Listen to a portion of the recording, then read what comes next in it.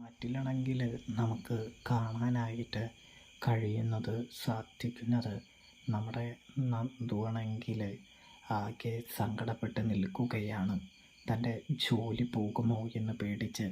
അവർ പോരാനായിട്ട് തുടങ്ങുമ്പോഴാണല്ലോ വലിയൊരു ഉരുൾപൊട്ടൽ സംഭവിക്കുന്നത്. അതുകൊണ്ട് തന്നെ വളരെയധികം ടെൻഷനിലാണ് നന്ദു എന്ന് കാണാനായിട്ട് കഴിയും. ഇവിടെ ആദർശാണെങ്കിൽ ലൊക്കേഷനൊക്കെ മനസ്സിലാക്കുന്നുണ്ട്.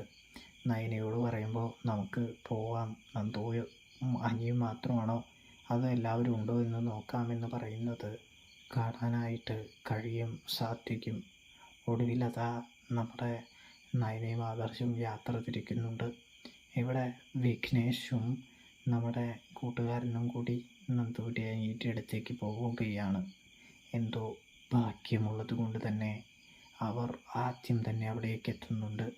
അപ്പോഴേക്കും നന്ദുവിനെ അനി അവരുടെ കൂടെ വിടുകയാണ്